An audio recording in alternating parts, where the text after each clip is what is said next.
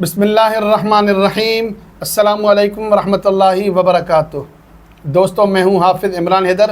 آج ایک بار پھر الحمدللہ آپ کے سوالات کے جوابات لے کر حاضر ہوا ہوں۔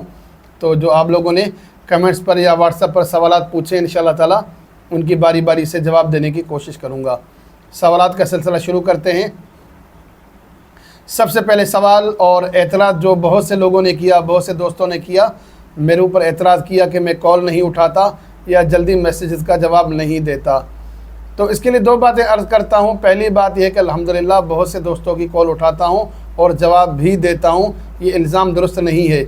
لیکن اس کے ساتھ بہت زیادہ لوگ تنگ کرتے ہیں، فضول اور ویلے قسم کے لوگ بھی میسیج کرتے ہیں، جو ٹائم پاس اور محض چسکے لینے کے لیے بھی کال اور میسیج کرتے ہیں۔ اس کی وجہ سے مجھے بھی تکلیف ہوتی ہے، آپ کو بھی تکلیف اٹھانی پڑتی ہے۔ اس مشکل سے اور مصیبت سے بچنے کے لیے میں نے طریقہ کار یہ کر دیا ہے کہ تھوڑی سی فیس طے کر دی ہے، وہ فیس ادا کریں گے پھر آپ سے بات ہوگی۔ اس سے فائدہ یہ ہوگا کہ فضول لوگ کال نہیں کریں گے، خاص کام کے لوگوں سے بات ہوگی، فیس ادا کریں گے پھر ہی بات ہوگی۔ اور اگر آپ فیس ادا نہیں کر سکیں گے تو یوٹیوب سے فائدہ اٹھائیں، اور یوٹیوب پر آپ کے کمنٹس آتے ہیں، الحمدللہ ہر شخص کو کمنٹس میں بھی جواب دیتا ہوں اور خصوصی ویڈیوز بنا کر بھی جواب دے رہا ہوں۔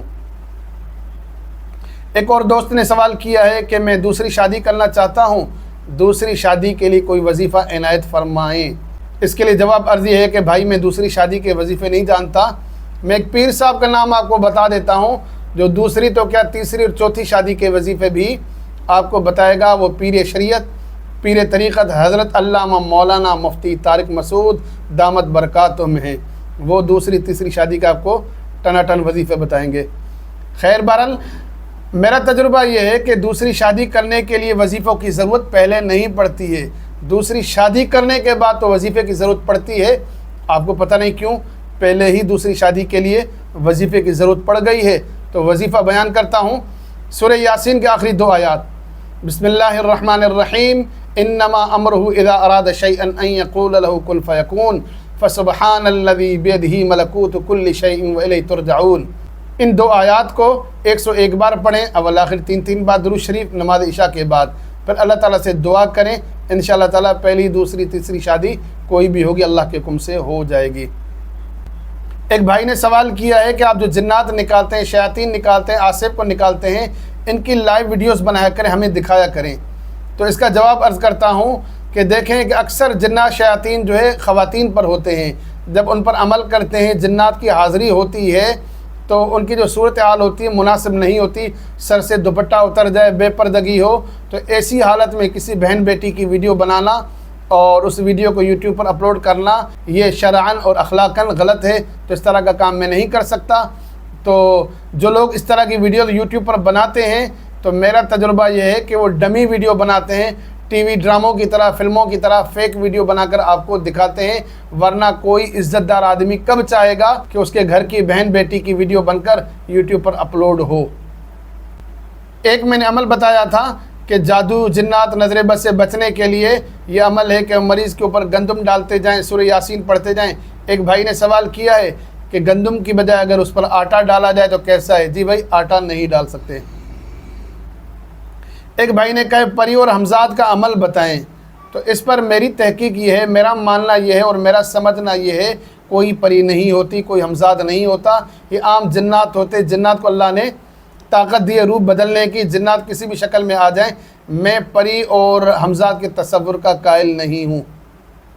ایک سوال یہ کیا گیا کہ موچی کے پاس چمڑا ہوتا ہے، پانی کے اندر یہ چمڑا بھگو کے رکھتا ہے، اکثر لوگ کیا کرتے ہیں، اس چمڑے کے پانی کو پی لیتے ہیں اور خیال کرتے ہیں کہ اس سے جادو دوبارہ اثر نہیں کرے گا، جادو کی بندش ہو جاتی ہے۔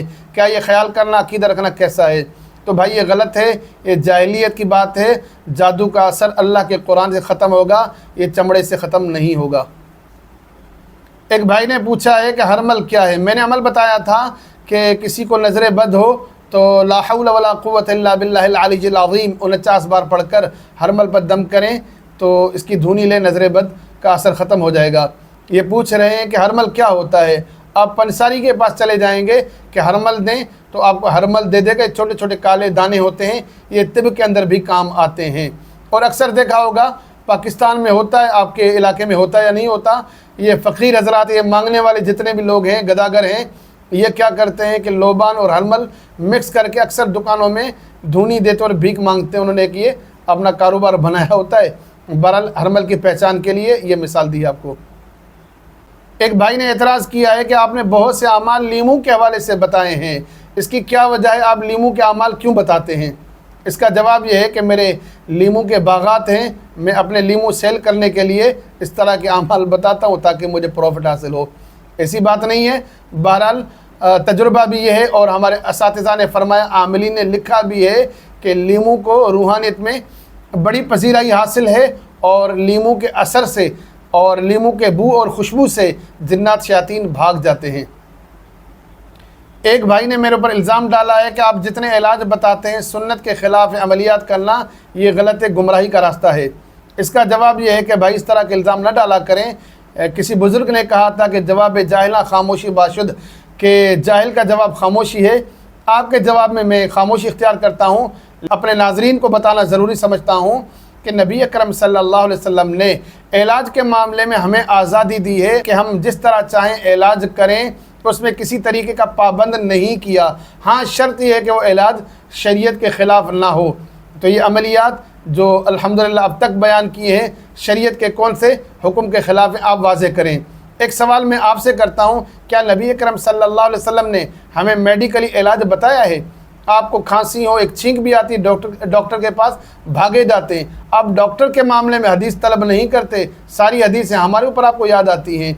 जहाँ से आप मेडिकल इलाज साबित करते हैं वहीं से हम रूहानी इलाज भी साबित करते हैं। आज के लिए इतना ही काफ़ी। इंशाअल्लाह ताला फिर हाज़िर होऊंगा नए सवालों और जवाबों के साथ। आपसे रिक्वेस्ट है मेरे चैनल को सब्सक्राइब करें, मेरी वीडियोस को लाइक और शेयर करें ताकि ज़्यादा से ज़्यादा लोग फ़ायदा उठा सकें। अस्सलामु अलैकुम वरहमतुल्लाहि वबरकातुहू।